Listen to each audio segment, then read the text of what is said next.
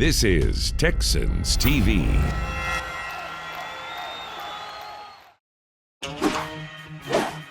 We're building the Texans, and we take a trip to the NFL annual meetings. We're preparing for the 2022 season, so I think everybody's excited for the opportunity in front of them. Texans 360 begins now. We are ready to rock in Houston. Rock and roll. You already know what time it is, man. Touchdown, Texans. I got cleats for all y'all. He's in. Rock and roll. That's when you think you've seen it all. There's always something else. Let's go. They go home. They go home. Well, hello there, and welcome into Texans 360. My name's Drew Dougherty. I'm your host. Got my good pal, Ron, the show Hughley of Sports Radio 610. You doing all right? I'm doing great, baby. Always great when I get to hang out with you guys here. Exactly. It's April, and the draft will soon be upon us, and we're going to get into that, find out who some of his draft crushes are. Plus, reading is fundamental, and we've got to do some building. But we start by talking about some news of the week here in Houston Texans land. And Ron, the Texans continue to re-sign guys who were with this team last year that they liked, and they've added a few external free agent signings in as well. What have you made of sort of the building of the roster for 2022 so far?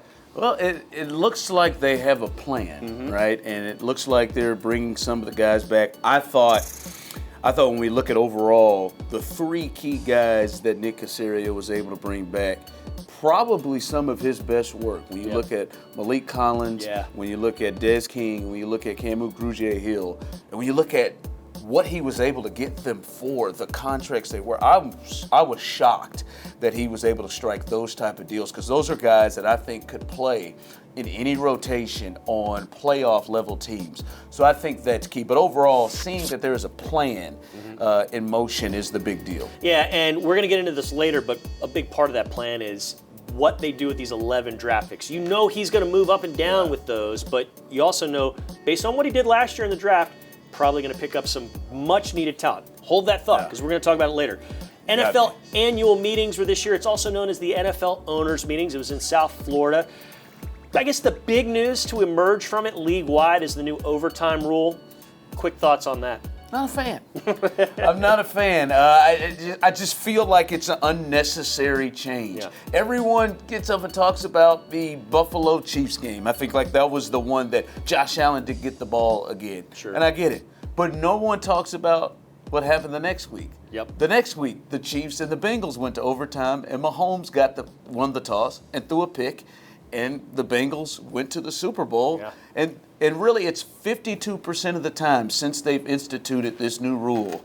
That, to me, is not big enough of a sample size to change the entire rule. So, I mean, I'm not going to be mad at it, but I felt like it was unnecessary. All right. Well, something that's very necessary is getting better for the Houston Texans, and we continue to look at the building of the Texans. Check this out from the Combine.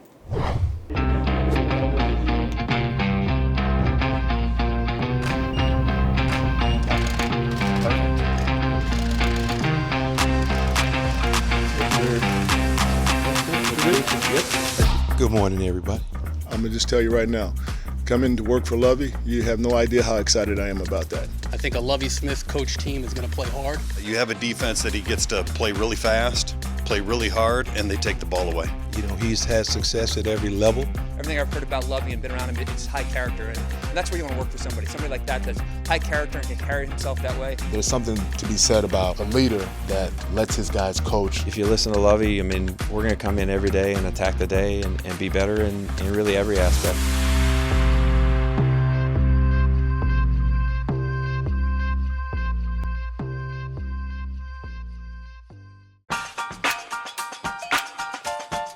We are back at the NFL Combine.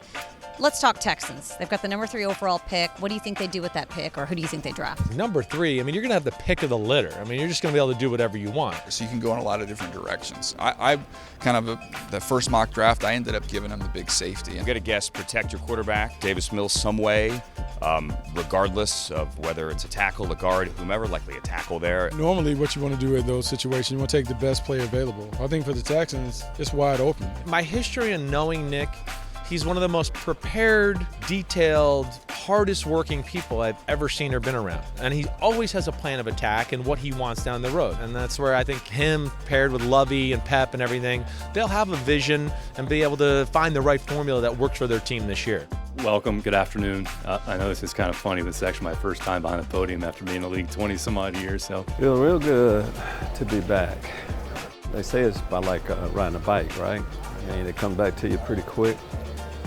A lot of great memories here for sure.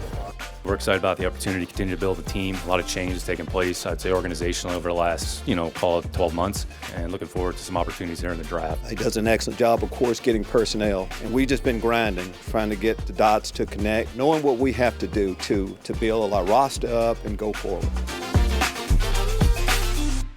Good afternoon and welcome everybody to Moving the Chain Sirius XM NFL Radio as we come to you live from the 2022 Indianapolis Combine to say hello to Nick Caserio. Nick, got to be a lot of exciting times moving forward. First pick, that we have right now is a third overall pick. So, I mean, you would hope that you get a good solid player, get a good solid person, and try to put some of the building blocks in place and then supplement that, with some players that maybe have a little bit more experience that have played in the league. Really what the Combine is kind of another data point. It's an opportunity to just kind of gather information more than anything else. You're not making knee-jerk decisions, or you're not making decisions based on kind of one speck of information. Ultimately, their performance on the field is a large chunk of it, and then I would say the personal interaction and component, whether it's an all-star game, whether it's here, whether it's a pro day interaction, those things are certainly factor in, because when the player comes in your building, you're getting everything that comes along with that player. So the better understanding you have of the person, then hopefully you have a better understanding of where you're starting from. Being able to check them out physically, medical stuff to know it. But then as far as the football stuff, the interviews, one-on-one, and then the workouts. I think any information and as much information as you can get just helps you make better decisions. There's a man back in a head coaching role in the NFL. Formerly of the Bears, the University of Illinois. I'm going to go right over to the left. Right there. I don't know, like 50 years at this point. Yeah. Signed, beard, delivered. New head coach of the Houston Texans, Lovie Smith. Sir, how about it, man? Hey. How's everything? How you doing? Thank you for coming in. I appreciate it. How excited are you to be back in that seat, and what do you kind of look at the next couple months here as we get ready for the season? Pat, there's 32 of these jobs, so very excited about it. Football has been my life forever. To be able to continue to do it, so many great relationships throughout, and to, come down to Houston, a new group of guys, and I'm a Texas boy too, so a lot of work to be done. We realize that, but the process has started. The fact that these rookies have come in and done some good things, how does that make you feel about 2022 and beyond? That second year for a lot of rookies is like, okay, I'm comfortable now. I get it. It's like, okay, I'm starting to understand how to be a pro. Now that these rookies have been initiated, now they know what they don't know and what they need to get better at. They can work on that in the offseason. Bills quick pass. Nico at the 5. Nico in the end zone. The dagger. Extremely excited for the future. Really pulling from the second half of the season when we started playing our best football. Really optimistic about the future, and we're excited to attack this offseason and come back as a better team next year. This year was about building habits. I felt like the sky's the limit for everybody for next year, man. And I'm just ready to get on the field with my brothers, man, and attack every moment with them, man. Continue to develop in this offense, but also continue to build chemistry with the guys on our offense and our weapons to come out and be even more dangerous. And just watching Davis grow, man, from day one when we stepped on the field, man, and watching him where he's at now, the sky's the limit for him, man. And I'm glad, things starting to slow down for him, man, and he's ready. You see him getting comfortable back there, man, starting to make plays for the offense. And, I'm glad to see him, develop and grow, man. Proud of him, and I'm just ready for the future, man. When you start winning down there, that fan base is a passionate fan base. They are loud. Those beards will be for sale. Yeah. I've been on the other side. You're right. I mean, it's a Texas team. So football is important, and I have seen it on the other side when we had it going. Hey, it was the loudest place I'd ever played in. I'm on the record saying that those Thursday night games against Houston, we were always in Houston, and it always felt like and that place was loud. I remember like headache loud. Good luck with everything in Houston. Thank you. Thank you y'all for so having me much. on. Yeah, thank you so much for stopping by. Nice. Everything done. That was great. I appreciate you guys allowing this to happen. Coach, did you say you used to hoop back in the day? Nah. Hey, you're a great athlete, huh? You're in a small town, you don't have a choice. You do it all. Hey, this is NBA 3. This is long. This is NBA 3, I see. This is a neat building. I wanted it in here just in case, because I'll never be able to play college basketball, but there might be a day where I become the greatest shooter of all time and they need me in the NBA. That day hasn't come and probably won't, but there's a chance. There's a chance. Let's go. Hey, let's play a game of 5 here. Who wants in? 5. No, I don't play it all. No, I don't play it all. Let's go. I don't play it all. Really, this what you throw it up here? I don't know. This is what we do. It's long. It's very long. Yeah, Smart. That's very smart. I'm gonna leave it alone. I'm at a couple every once in a while. What can I say?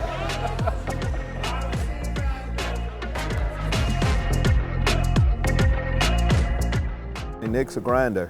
He's a football guy. Football is his world. And for us to start building it together, that relationship, when you go through things the first time together is pretty special.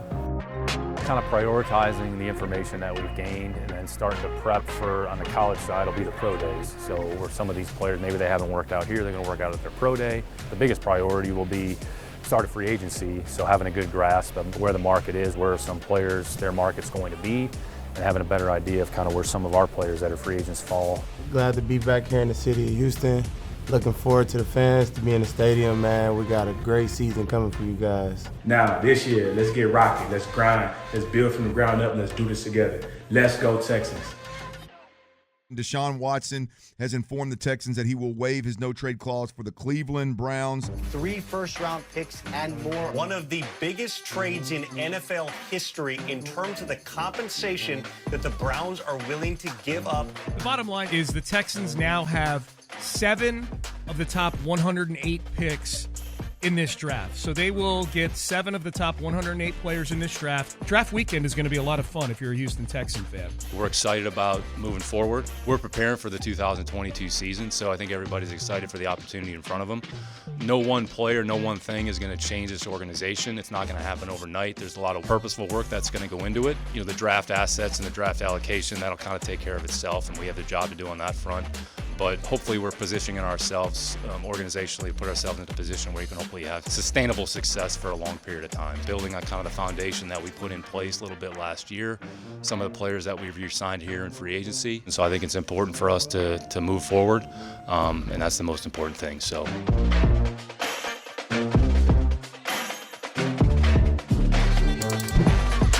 General Manager Nick Caserio, head coach Lovie Smith, and some more Texans were at the NFL annual meetings. Find out what they were doing next on Texans 360.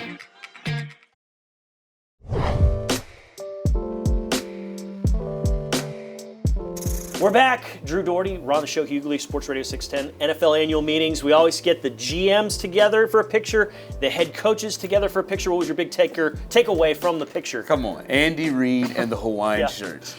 Don't stop. Keep doing it. All right. It's the first owners meeting together for the Texans with GM Nick Caserio and head coach Lovie Smith. This is a little bit of what went down for them.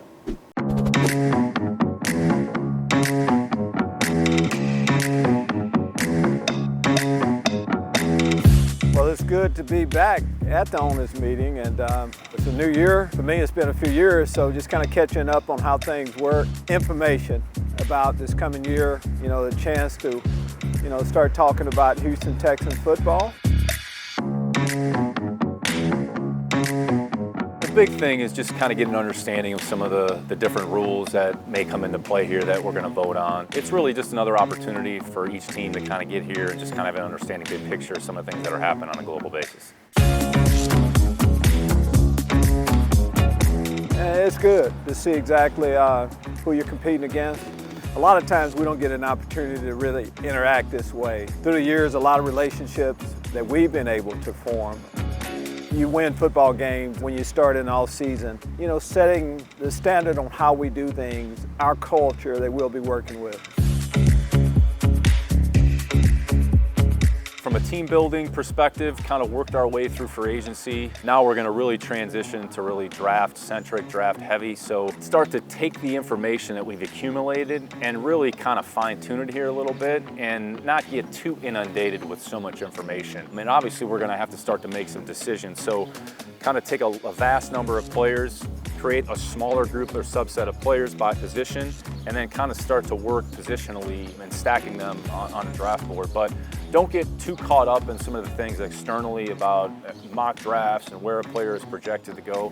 Focus on the Texans, focus on the player's value to our team, how he's going to fit, what's his role going to be, and then what's the grade associated with that player. Now it's about the draft, which has been exciting, going on the different college campuses, watching, you know, the players have their private workout. You get a chance to go to their environment where they feel most comfortable. Get a chance to talk to their coaches and people that know them a little bit more in detail. And sometimes on video, you can't see everything that you would like to see. But when you get a chance to put guys through different drills, you get a chance to see all that to just make the best informed decision that you can possibly make. And that's what Nick and I have said all along. We just want to, you know, get ourselves in the best position to make, you know, good informed decisions.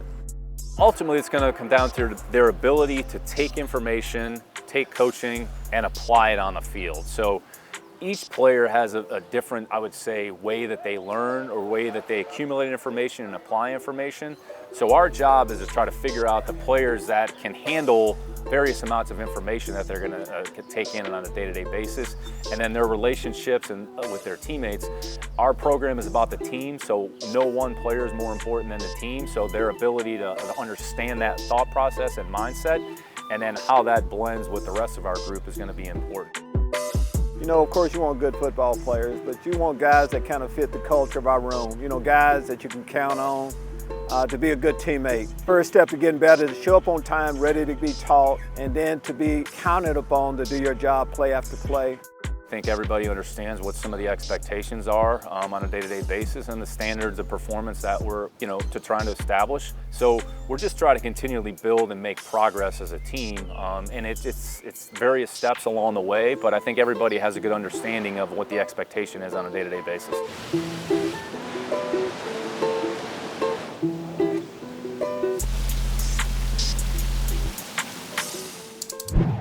With the 3rd and 13th overall picks in the draft, the Houston Texans select. Find out who Ron the Show Hughley wants next on Texans 360.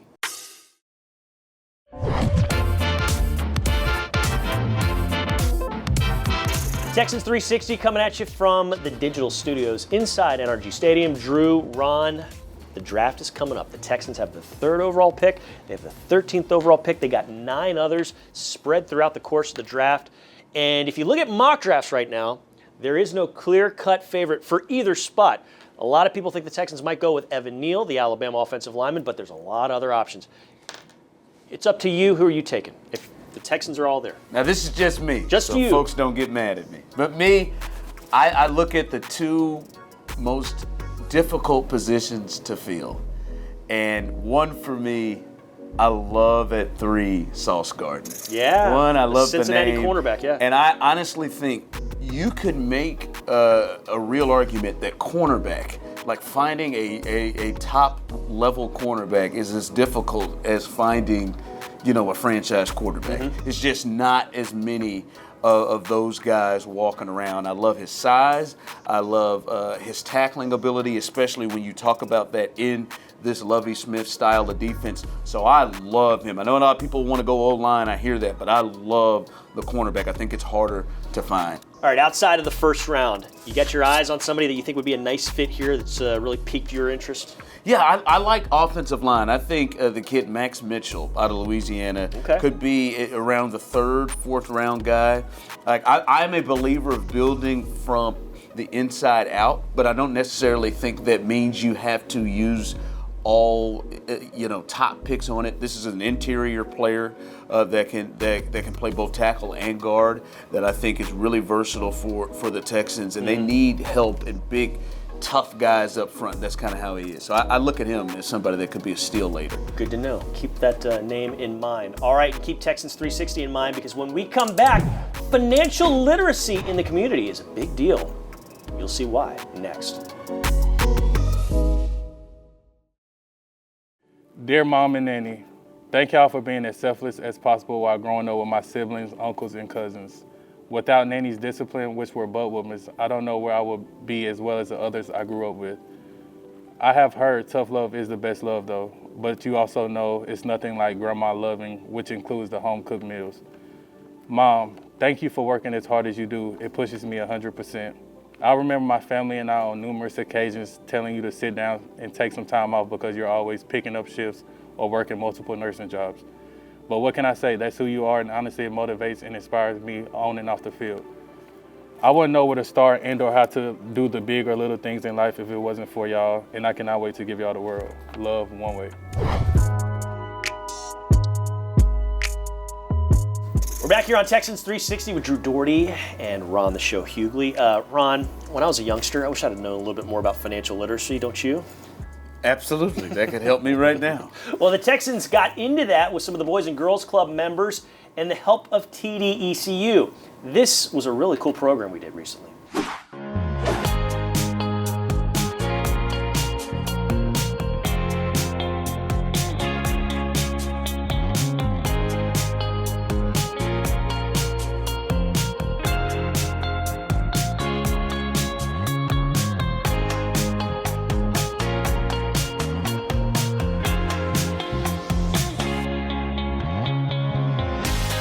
Without further ado, we want to bring up Jonathan Owens, number 36 in the court.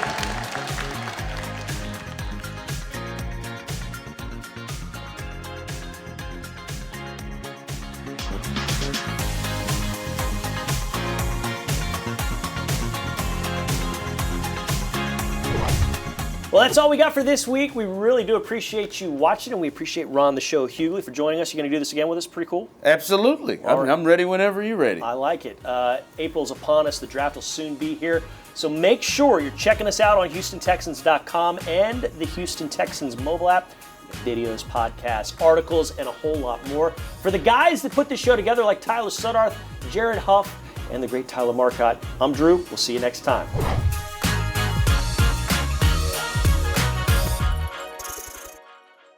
Thanks for watching. Subscribe to our channel and ring the bell to know when we post new content.